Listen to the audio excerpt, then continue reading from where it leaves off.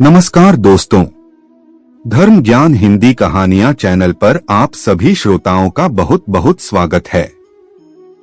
दोस्तों, अपने बड़े बुजुर्गों से यह कहावत तो आपने भी कई बार सुनी होगी कि खाना खाने के बाद अपने झूठे हाथों को थाली में कभी नहीं धोना चाहिए। आखिर इसके पीछे क्या कारण है? तो चलिए दोस्तों, इस पौराणिक कथा के माध्यम से हम सब जानते हैं। दोस्तों, एक समय की बात है। किसी गांव में एक बूढ़े ब्राह्मण दंपति रहा करते थे। ब्राह्मण देवता ने सुबह अपने काम पर निकलने से पहले हमेशा की तरह अपनी पत्नी को आवाज लगाई, अरे भाग्यवान, जल्दी से खाना परोस दो। ब्राह्मण की पत्नी ने भोजन की थाली परोसी। उसमें दाल, चावल, भाजी और 2 रोटियां रखी हुई थी। ब्राह्मण देवता अभी भोजन करने बैठे ही थे कि दरवाजे पर एक भिक्षुक ने आकर आवाज लगा दी, अरे भैया, कुछ खाने को है तो दे दो, मैं बहुत भूखा हूं, सुबह से कुछ नहीं खाया। ब्राह्मण देवता ने उस भिक्षुक को सम्मान सहित घर के भीतर बुलाकर बिठाया और अपनी भोजन की थाली उस भिक्षुक के सामने रख दी। भिक्षुक ने थाली में परोसा गया सारा खाना खा लिया और ब्राह्मण देवता को धन्यवाद करके वहां से चला गया। अब ब्राह्मण देवता ने अपनी पत्नी से अपने लिए दूसरी थाली परोसने के लिए कहा, तो उनकी पत्नी बोली, अब तो सिर्फ 2 रोटियां और थोड़ी सी दाल भाजी ही बची है। इतना कहकर ब्राह्मण की पत्नी वह बचा हुआ खाना दूसरी थाली में डालकर ले आई।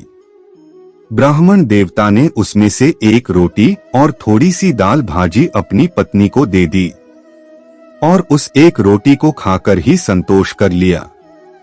खाना खाने के बाद ब्राह्मण देवता ने घर के बाहर आकर एक पेड़ के नीचे अपने झूठे हाथों को धोया। पेड़ के नीचे एक नेवला बैठा हुआ था। ब्राह्मण देवता के हाथों का झूठा पानी उस नेवले की पूंछ पर गिरा, जिससे उसकी पूंछ सोने के रंग जैसी सुनहरी हो गई। यह देखकर नेवले को बड़ा आश्चर्य हुआ। वह ब्राह्मण देवता के पास आया और कहने लगा, हे ब्राह्मण देव, आपके हाथों का झूठा पानी गिरने से मेरी पूंछ सोने जैसी सुनहरी हो गई है।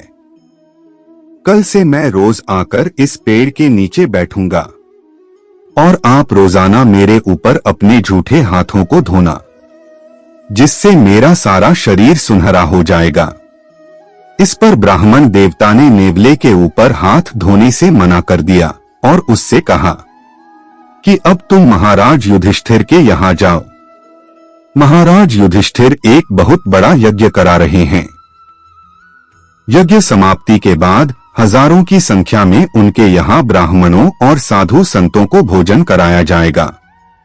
भोजन के पश्चात जब वे सभी लोग अपने अपने हाथों को धोएंगे, तब तुम उनके हाथों से गिरने वाले पानी में स्नान कर लेना। इससे तुम्हारा सारा शरीर एक ही बार में सोने के रंग जैसा सुनहरा हो जाएगा। अगर उस पानी से तुम्हारे सारे शरीर का रंग सुनहरा हो जाए तो समझ लेना कि महाराज युधिष्ठिर द्वारा किया गया यज्ञ सफल हुआ है। ब्राह्मण की बात सुनकर नेवला खुश होकर महाराज युधिष्ठिर के राज्य में उसी जगह पर पहुंच गया जहां पर महाराज युधिष्ठिर ने अपने यज्ञ का आयोजन कराया था। वह नेवला चुपचाप एक जगह छुपकर बैठ गया और यज्ञ समाप्त होने का इंतजार करने लगा। कई दिनों के बाद जब यज्ञ समाप्त हुआ तो हजारों नहीं बल्कि लाखों की संख्या में ब्राह्मणों और साधु संतों को भोजन कराया गया। भोजन के पश्चात एक एक करके सभी साधु संतों ने एक निश्चित स्थान पर अपने हाथ धोए और उस नेवले ने उन सभी की जूठन के पानी में स्नान किया, परंतु उसका शरीर बिल्कुल वैसा का वैसा ही रहा। यह देखकर नेवला बहुत मायूस होकर बैठ गया। यज्ञ में आए हुए सभी अतिथियों और साधु संतों के चले जाने के बाद भीम ने अर्जुन से कहा, देखा अर्जुन, हमारे भाई युधिष्ठिर ने कितना महान यज्ञ किया है। कितनी साधु संतों और गरीब लोगों को भोजन कराया है। आज तक इस राज्य में इतना अन्नदान किसी ने नहीं किया होगा। यह सुनकर नेवले से रहा नहीं गया। वह उन सबके बीच में उपस्थित हुआ और कहने लगा, आप तो चुप ही रहो भीम भाई। महाराज युधिष्ठिर ने कोई महान यज्ञ नहीं किया और न ही कोई अन्नदान किया है। यह सुनकर भीम ने बड़े ही आश्चर्य से पूछा, अरे सुनहरे रंग की पूंछ वाले प्राणी तुम कौन हो और कहां से आए हो, और तुम्हारे ऐसा कहने का क्या तात्पर्य है? जरा हमें विस्तार से बताओ। तब उस नेवले ने निसंकोच होकर 5 पांडवों को उस ब्राह्मण के द्वारा अपने यहाँ भेजे जाने और अपनी पूंछ के सुनहरा होने का कारण बताया और कहा कि महाराज युधिष्ठिर ने कितना भी बड़ा यज्ञ कराया हो और कितना भी अन्नदान किया हो, परंतु उस ब्राह्मण देवता की तुलना में उन्होंने कुछ भी अन्नदान नहीं किया है। इसलिए महाराज युधिष्ठिर का यह यज्ञ संपूर्ण नहीं हुआ है। 5 पांडव नेवले की तरफ बड़ी हैरानी से देख रहे थे। उन्हीं के साथ बैठे हुए श्री कृष्ण भगवान नेवले की तरफ देखकर मंद मंद मुस्कुरा रहे थे। युधिष्ठिर के पूछने पर श्री कृष्ण ने कहा कि यह नेवला बिल्कुल सत्य कह रहा है।